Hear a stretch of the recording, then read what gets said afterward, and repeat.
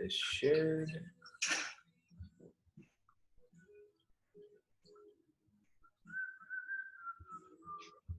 Are you going for a walk? All right, have fun. Put on sneaks. Okay. Good talk. Boom. All right. Let's go, baby. We're in. All right, short-ish show today, 45 minutes. So specifically, I want to talk about, I have a good buddy from high school, from Skinny Atlas, and he actually used to work for, he's probably gonna be in, I'm hoping he grabs in the comments. He used to work for Skinny Atlas, the village of Skinny Atlas, just in their maintenance department. And then he broke away 2 or 3 years ago and started his own sealing business, like driveway sealing business. Yeah. Okay. Yep. So there's the connection. He actually, I know we probably should do that. Right? I'll link it out. That's poor marketing on my part. But he was actually diagnosed with a brain tumor last year. And so he's been actively fighting that over these last 12 months. And he's been, as of Wednesday, he's been cleared for another 6 months of being cancer free. So hell yeah. I told him, I said, we'd love to talk to you about you on the show. He's going to come out and seal my driveway probably in about 3 weeks. So I said, listen, because he watches the show, he listens to it back. He doesn't watch it live a lot of times because he's working.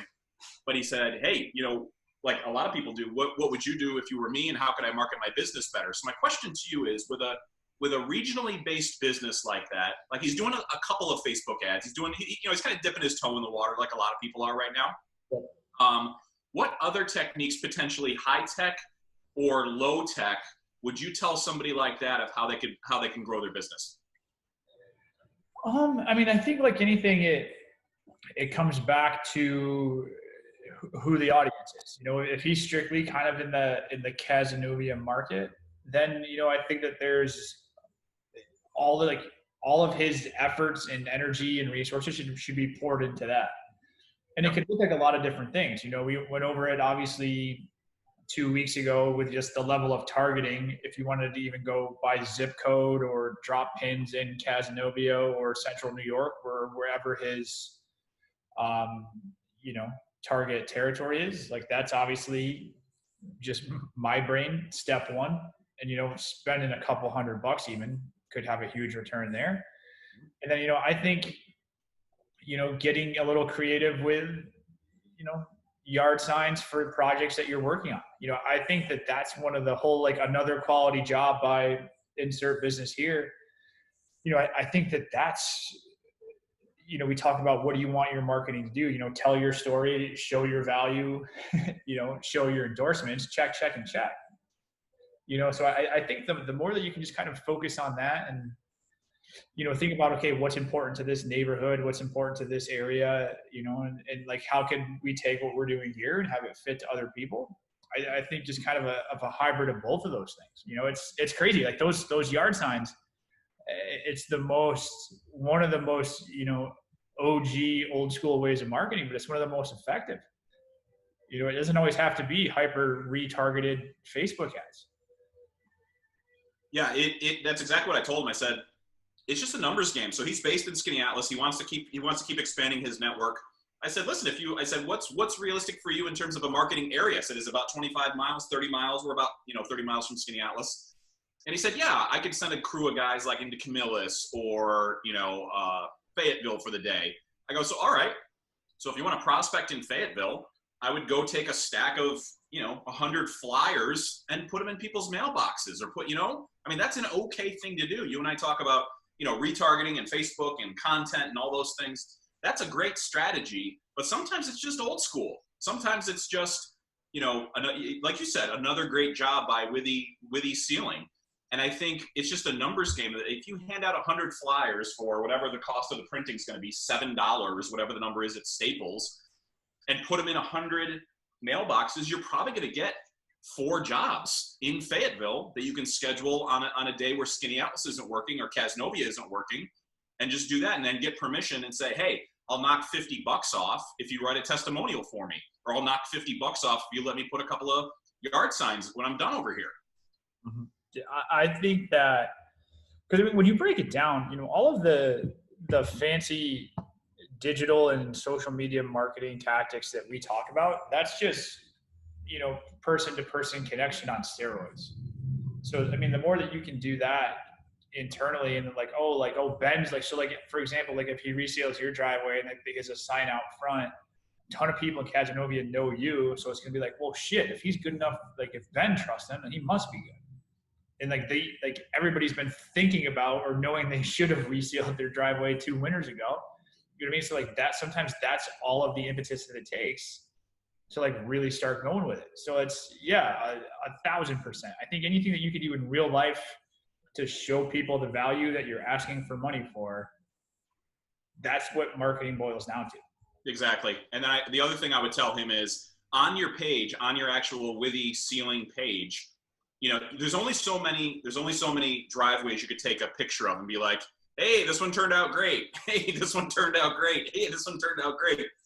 If I'm living in Skaneateles and I go to Casanova for a job, I stop at, Cas Pizza for a slice. I stop at the Lincoln House for a hot dog. I stop here for whatever. That's what I'm posting about, to say, hey, I don't get a chance to go to Casanova very often. Here's a gorgeous spot. I had lunch on the lake. So it's that storytelling that we talk about all the time, that it's not a driveway sealing company, that happens to be owned by a family. It is a family, that happens to own a sealing company. So while you're doing awareness campaigns on Facebook and continue to do all those things, then the real kind of, scale the unscalable by sending out 1,000 flyers every single week or 1,000 yard signs every single week. He's going to be booked and have more business than he knows what to do with. Then you get to double your price and take half the clients, and everybody's happy. That's the goal, all the time, 100%. So Eric, I hope that's helpful for you. Everybody on Facebook, thanks for checking in. Heather, Jacob, David, Wendy, thanks for checking in, man. What was the most exciting thing or breakthrough that happened in your life this week, and why? I think the most exciting thing for us has just been, I feel like everybody sees that light at the end of the tunnel. It's like finally, like obviously we're not there yet. We have a long way to go, but it just seems like everybody is finally ready to be like, okay, let's do this. Like we've been working on, 2 projects that have been ready to go for like 2 months. We literally just had to wait till it makes sense. And then finally, I just kind of, and I think it's kind of a good lesson. I just kind of took initiative. I'm like, hey, like if we're waiting until we're 100% ready, like that's just never going to happen. Yep. If we think this is real, like let's just go. And we did. And it's like we're, like 4 or 5 days in, but it's already like so good and just yielding so much results already that it's just like, I don't know. It just feels like there's, for the first time, like literally this year, it feels like normal life's going to happen again. Like we have like outdoor seating is back. So just like walking out of my office, which is like in the middle of downtown Binghamton, and seeing people outside eating and drinking on a sunny summer day, it's just like, it's like little stuff like that. But I just think that like, just from a personal standpoint, it makes you feel good. And then I think it just inspires so much, confidence among businesses. And at the same time, like confidence amongst consumers, where like, we are going to be able to go do this. We are going to be able to go out again. We are going to be able to, live our lives like they used to be. And, that was a big topic of a call that I had yesterday. Was so much of our focus has been preparing our clients and getting them to a spot from a marketing and a communications plan standpoint where they can succeed out here. But what do you do if consumers aren't ready yet? And what do you do if they're not willing to go out and they're not willing to be around people and they're not willing to spend money because they haven't had a paycheck for 90 days? And I think just seeing that, even just one day of it, on a random Thursday when people had 17 hours notice that they can do outdoor seating again. I think just to see people respond that strongly and that quickly, it just, I don't know, it just put me like in a super just excited and like hungry mindset. Like it finally feels like you know, the communications and the branding that we do is like obviously has been super important, but sometimes you forget that like we can actually really help drive sales and really help make a difference and really help business grow. And like for the first time in a long time, it feels like that's a reality again. What do you think? I had a conversation earlier this week, and there was a comment made on the Zoom call that people don't want to be marketed to over the last 90 days. And I just thought about that 30 seconds ago. And my response to that would be, I think if you're saying things like people don't want to be marketed towards or sold to, I think you're putting your own interests ahead of your own potential clients or customers' needs. What do you think about that statement? Well, I think that that is kind of a blanket statement that's true all the time. People never actually want to be sold to or want to be marketed to.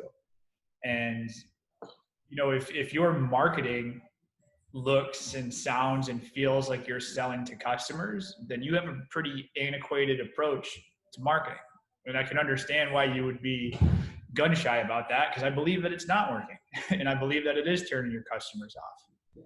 You know, but if you've been branding and communicating and storytelling with your customers all the time, and then you've been walking them through this process, and then you share the excitement that you feel with them, where it's like, hey, we just got word from the governor, we can do outdoor seating.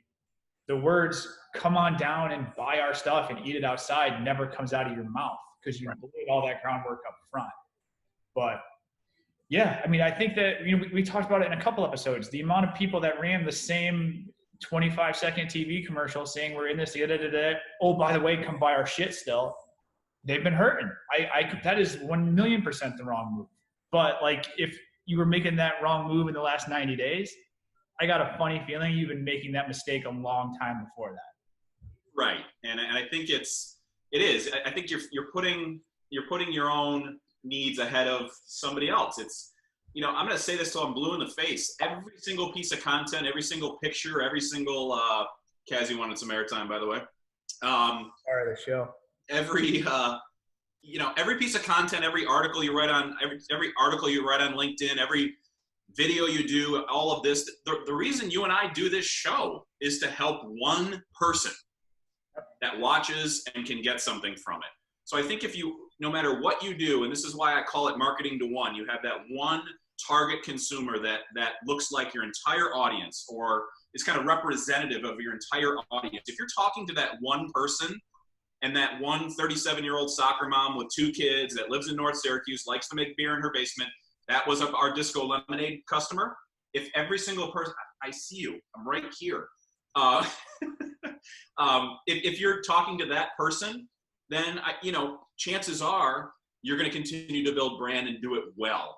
And then so you don't always, you're not selling to that person. It's simply over time, you become the thought leader in that space because you've been talking about it and you're telling that person you have an intelligent mindset and an intelligent opinion on that subject. Without question. And it's kind of the nice thing where, especially for us, I partly feel fortunate, but I partly just feel like, yep, this is what should be happening because that's what's happened with a vast majority of our people. Like, they've been doing stuff the right way in a lot of cases, you know, 2, 4, 5, 6 years, and they're having success through this. They're thriving through this global pandemic where a lot of people are just trying to figure out how to make it to tomorrow. And now that we've kind of feels like we've started to come out of the other side of it, it's like, oh shit, what were they doing this whole time? And then it's like, oh, they hired those guys. So now we're getting just a flood of things like, hey, can we do something like this? Can we do something like this? And like going back even to the beginning of January and even back in December, when we broke down and rewrote our entire things, now we have 6 months of track record. We're like, we laid out these goals. We came up with this plan. We executed this campaign. It yielded these numbers. Discussion over. Are people, are they more comfortable when, because to me, it gets to a point where if I'm not producing content, and you and I talk about this all the time, we're so busy that that's the thing that lacks, right? Is your own stuff. And that's why I think I've been excited about doing this and putting this on account. Like there is nothing within reason. There is nothing else more important than doing this for a half hour, 45 minutes, an hour from now. And like we talked about with a team that you and I worked with together earlier this week, there's nothing. There are opportunities that come out of this, and we've done 20 shows. I mean, that's it. I don't even know what number we're on, 18, 19, 20. The point is, one is always greater than zero. Flipping on a camera and not feeling comfortable doing it is always greater than zero. I see Pam checking in. I see Andrea checking in. Thank you. Pam and Herb are the perfect examples. They go live every Sunday now. Yep.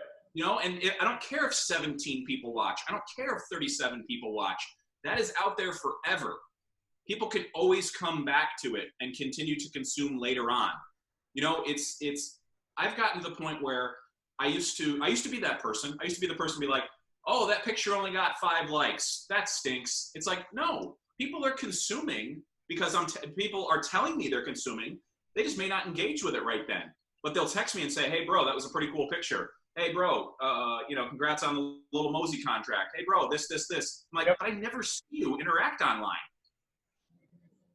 Yeah, it's just one of those things where, people's behavior is just constantly changing, and it's like why we talk about it all the time, like why likes and comments are, now the same as 10-second video views, because that's what engagement is. And, and that's where, like, when I sit down and tell people, it's like, as we're kind of getting back up and we're onboarding some new people, and then we're kind of finally starting to formalize plans for like current clients, where now that we can kind of plan for the future, that's the thing we keep coming back to. It's like fuck the engagement for now.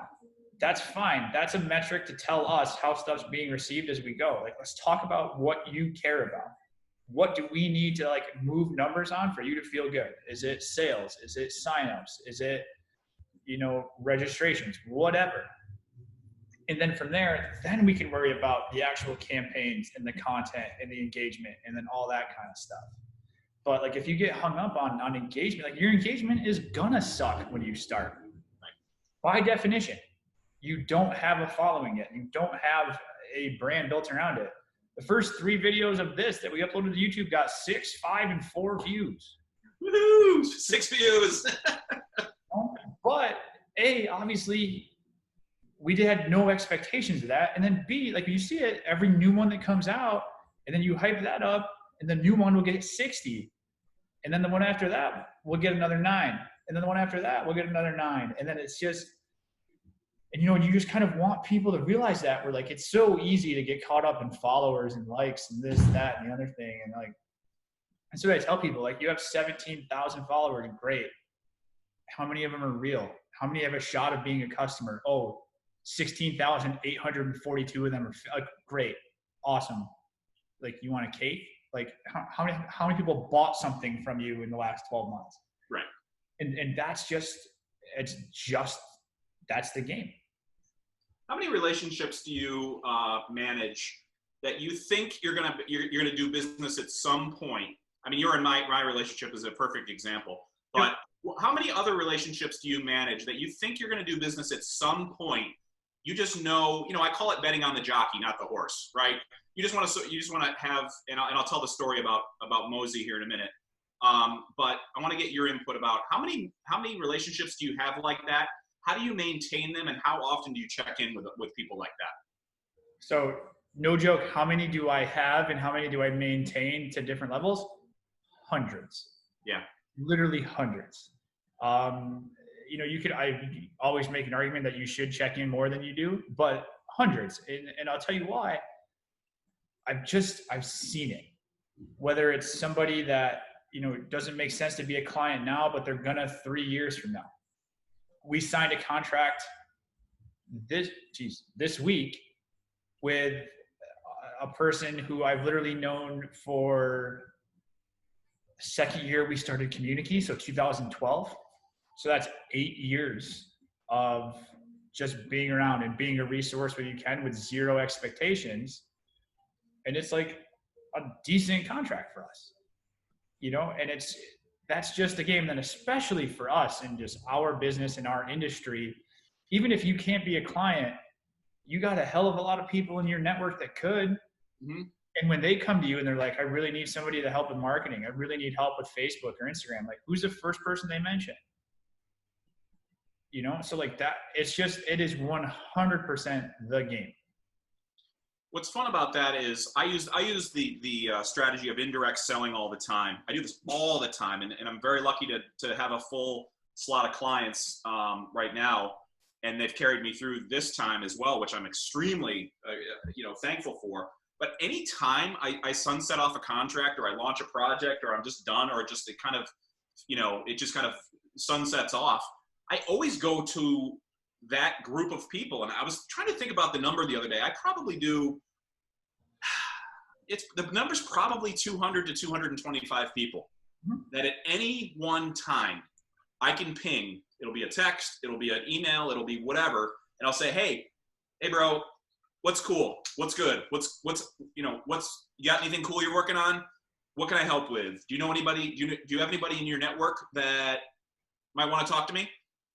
Now, 99 times out of 100, it is, nope, status quo. Nope, everything's cool. Nope, we're good. But that every one time, they're gonna be like, you know what? I was just thinking about you about something. Let's get a phone call together. Boom, and then you got a contract with somebody else that's in their network, and all of a sudden the whole thing gets bigger.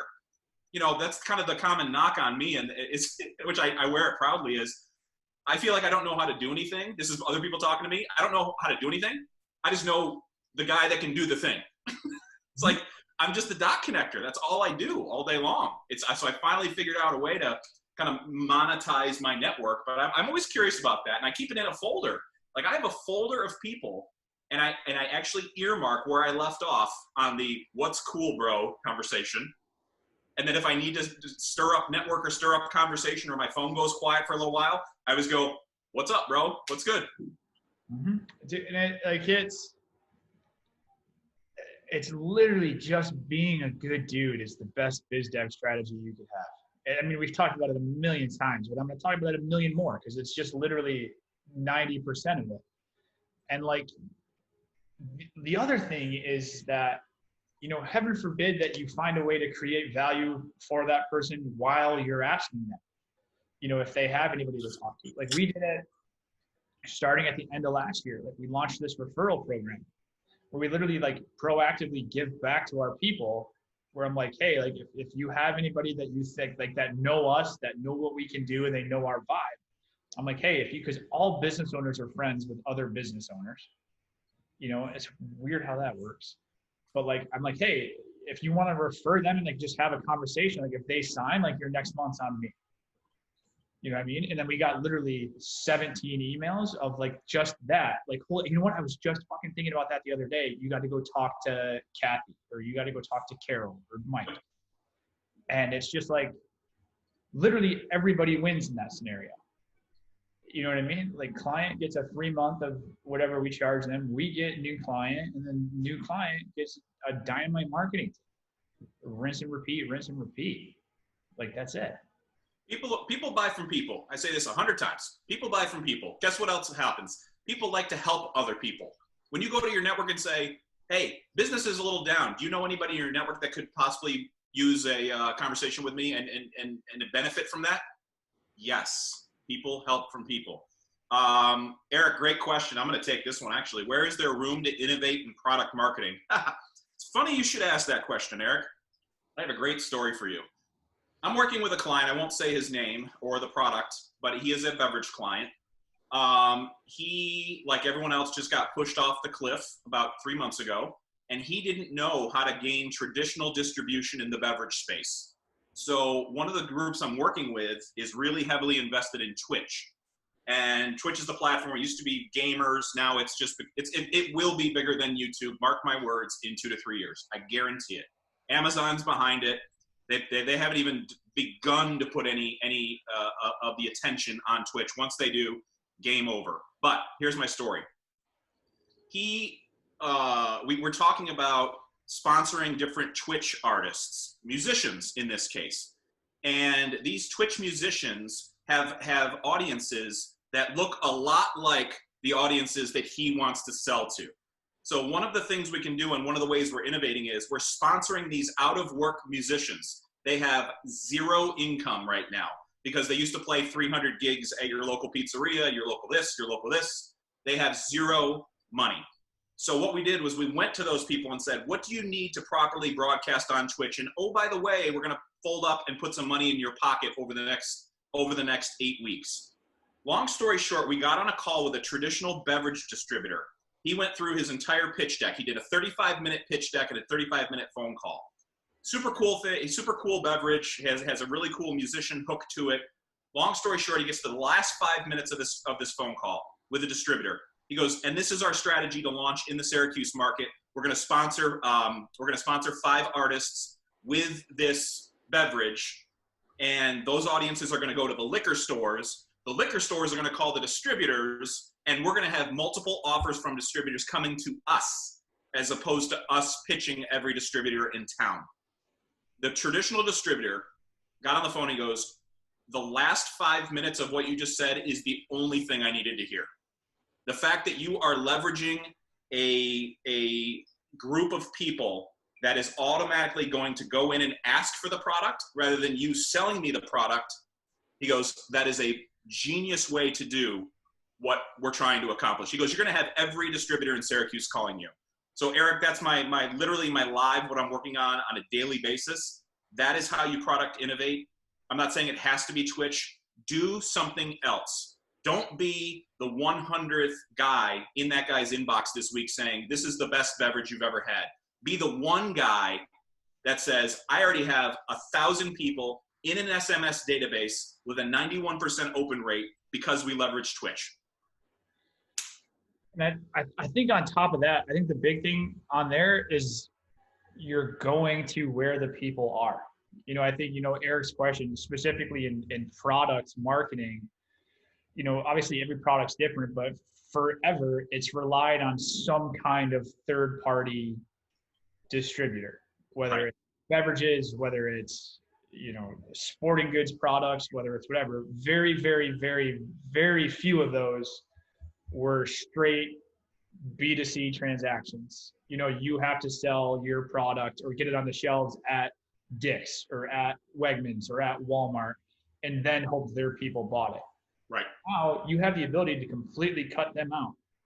If you're trying to sell beverage and then you can hook up with Twitch streamers that have an audience of 21 to 40-year-olds, great. If you're selling, hunting products or hiking products like our guy Kevin, if he wanted to do that, you don't have to get on the shelves at Dick's anymore. You don't have to get on the shelves at Cabela's or anything like that.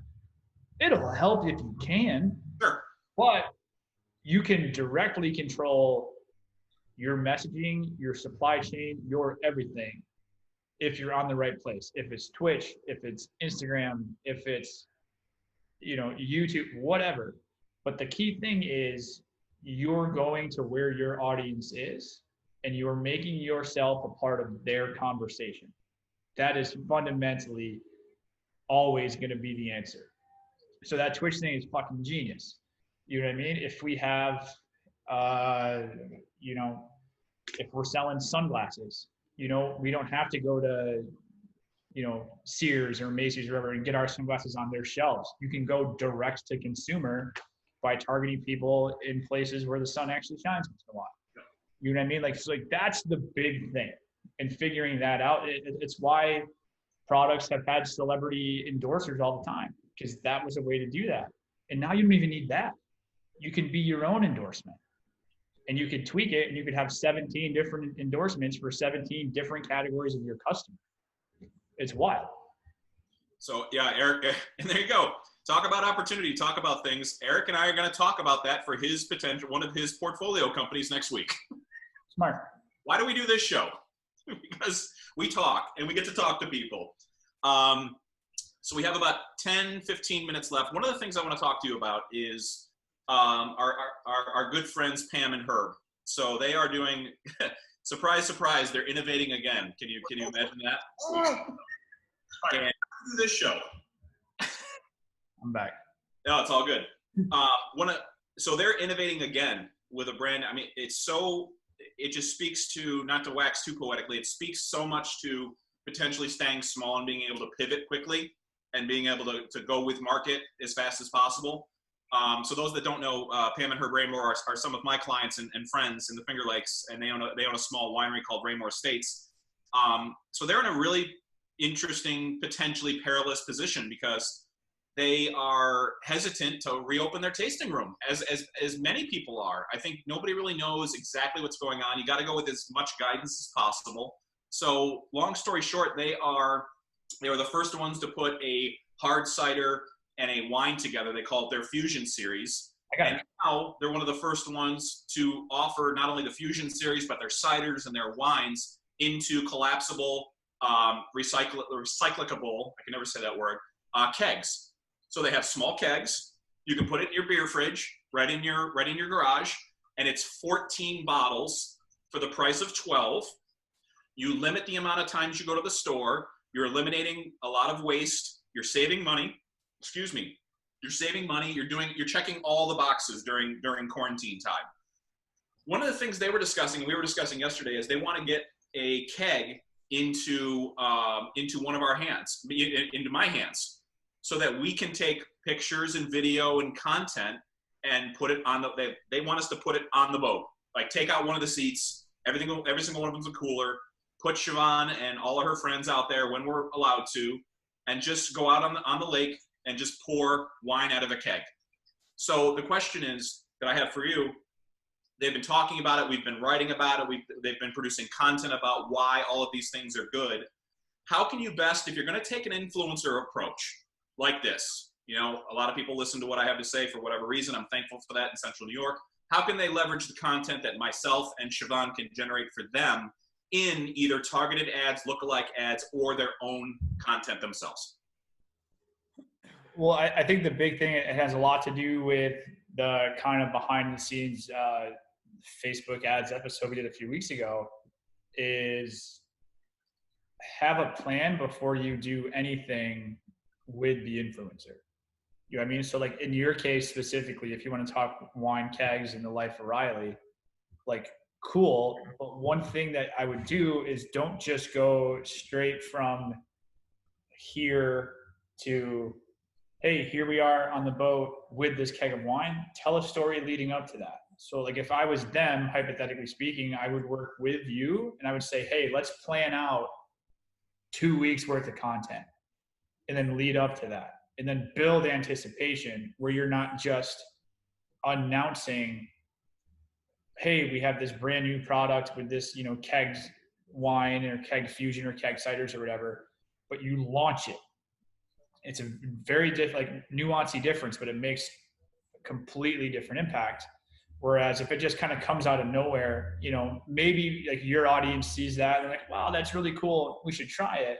Mm-hmm. But if you go the other route and you literally go behind the scenes and show some of your Zoom calls talking about it and show, Herb with his Yankees mask, kind of like getting stuff ready. And then they show you picking it up and like Siobhan's super excited when she sees it. And then you build up to actual sunny day on the boat with the keg wine and the stuff like that. And then say, and then have a call to action after that, where it's like, hey, oh my God, I can't even describe to you how much we love this. It was the best experience. I don't think we're ever going to drink wine the same way again. I want you guys to try it. The first 10 people that are like part of our new kegged wine tribe are going to get it for $20 off or $50. I don't know what it costs, but something like that. And then have a whole plan behind it and then execute that. And then like the big thing, if you want to get like specific into it, before I worked with any influencer, I would want to see the demographic info of their audience. How many followers, going back to like what we talked about. Okay, we have this number of followers. How many are relevant to me? How many are within 20 miles of Canandaigua? How many are in my target age range, my target, stuff like that. I know you and I know your audience, so like that fits there. Yep. But if I'm going to trust anybody else with it, I want to know how many of their end users could even be my customers. Love it. So Pam, if you're still watching, I hope that helps. I know you and I we've been talking about that over the last couple of weeks. I mean, that makes a lot of sense in the world. I mean, I'm planning on picking up the kegged wine. I think we talked about middle of next week. So we should develop a strategy now. We're going to meet in like Auburn, right? And, and pick up the keg wine and have it on the boat next weekend. And I agree with you. I think I'll take it even a step further. You can have discount codes. You could have a Life of Riley discount code. Or you could have a Life of Riley, referral code. So people that do want to text in and order the keg of wine after they see it on my channel, us. I mean, we'll go Facebook Live after we're doing a cocktail cruise around the lake and be like, hey, this is, like you said, we're never going to drink wine the same again, and you just pull it out of the boat and boom, it's right there, right there on ice. And Leslie, I saw you just checking in. Leslie would be the perfect person for this. We're talking about kegged wine on a boat, Leslie. So there you go. But you're right. Having that content plan in place leading up to this many pictures, this many videos, Facebook Live when you do it, and then the recap afterwards of how fast it was, how easy it was, how fresh it tasted, how easy it was to put on the boat, get off the boat, all that kind of stuff.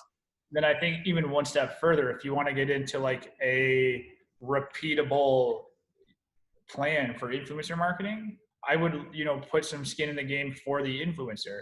So you do that kind of initial round, and then you say, hey man, for every customer that you refer back and they use code Life of Riley, we're going to kick back $50 to you. Yep. So like, you want to make an extra $5,000 this month? Great. We want you to make that too. Let's go. And then that way, I think the more that you have that level of collaboration with any kind of influencer marketing you do, you're just setting yourself up to have more and more success with it. Love it. Love it. She says that's a great help. Thank you very much. Oh, my wife checking in. My wife actually checking out the show. Thank you. We're talking about wine on the boat. So you actually, if she's still watching, you need to pick out which wine. So tag Pam. Pam's watching. Tag Pam and tell her what kind of wine you want. I'm picking up a keg of wine for the boat next week. So I don't even think I told her. This is how I communicate with my wife now. So there you go. I didn't realize Schlobin was watching the show. They got it right. They got it right. I would keep the old one though. That one's just legendary. Schlobin Rally. I literally, not many things make me laugh out loud in my computer. That was one of them. One of my buddies that I play video games with, he told me, he goes, you need to do a meme account, a dark meme account of the Life of Riley, and it needs to be everything that is anti-Life of Riley. So it needs to be living in your basement, eating junk food, and watching cartoons all day, like those kind of memes. Honestly, that would probably crush it for you. All right, last call for questions. I have a client call in about 5-7 minutes that I got to go. So last call for questions on Facebook, Instagram, wherever you're watching the show. We appreciate it.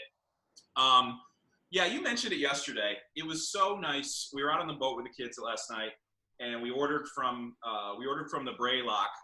Eric Cole, good to see you, my man. Thanks for joining us. We ordered from the Braylock last night, and just the sheer size of the smiles from the owners, it was so infectious. And they had a protest here last night in Cazenovia for, obviously, with everything that's going on. There's probably 400 people in the protest, and they got a police escort around the village. It was super cool to see. Politics aside, it was an amazing sight to see. So I called in the order, talked to one of the friends of the owners who works there, super nice lady, and she goes, we're just so happy to have people here. Now, you know the Braylock. It's right there in the center of town. It's got the beautiful lawn. It's the best. And I walked across the street when I picked up the food, and just everybody was sitting there with the biggest smile on their face, just being so appreciative of having a glass of wine, sitting across from their family or their friends. They spaced the tables out. They did exactly what you're supposed to be doing right now. And I went and I talked to the owner. I said, I go, Jimmy, how you doing? And he goes, you know what? It felt like they were open for the first time again. Yep. Just the enthusiasm that was in that space, and the energy that was coming out of that space. It was just infectious, is the word I would use. Yeah. And I haven't stopped smiling since. And I want to go back down there again tonight and probably order another burger tonight and just continue to support them. So I think we are coming out of this slowly but surely. I hope we don't have a regression. But to your point, it was just so exciting to see other people that I finally, for the first time, I kind of like peeled back that layer, and I was like, I think we're going to be okay. I don't think you're alone in that feeling on any level, on a business level, on a personal level, on a consumer confidence level. I know that I can be overly captain positive and captain optimism sometimes, but I just genuinely feel that way, man. I really do. And we're going to see, either way in the next 30 days, but especially with like, we forget that like summer kind of unofficially started. Like, I know school has been out for a long time, but like school is pretty much out. Like we're getting into like a really fun part of life in general. So on a personal level, I'm very excited just to go back to that. On a professional level, I'm excited to kind of help guide all of our people through that. Because if we do that right, A, it's going to be a lot of fun. B, it's going to feel really good. C, it's going to pay off monetarily. And anytime you can do anything that checks all three of those boxes, I think you should do more of that. So man, it's awesome. This is we've had a lot of unexciting times to be alive over the last 90 days, but it feels like we're turning this corner in a lot of ways. So it's cool. Beautifully said. All right, time for last shout outs. Mandy, thanks for checking in. Eric, Jim, Jim, you and I got to talk this afternoon. I think a lot of what we're talking about with influencer marketing and Twitch and things, I think that could potentially be huge for you and I. Bill is watching. Actually, Bill was the beverage distributor that I was referencing. So Bill himself was watching when I told that story. I hope I got it right. Shout out to Leeway, which is also a C Company brand. Get a shout out there. It's my buddy out there in Skinny Atlas. He just reopened his retail space, C Culture Brand. I think it's cculturebrand.com. Go check him out in Skinny Atlas. I gotta ask, what is the Kaufman T-shirt? Very, very saved by the Bellish, by the way. Better believe it's the Zach Morris collection. So this is for our family over at the Kaufman Southern Tier Incubator. This was supposed to be the staff shirt. I don't even know if to be honest with you, I'm not 1,000,000% sure I'm allowed to be wearing this right now. I don't know if it's like classified.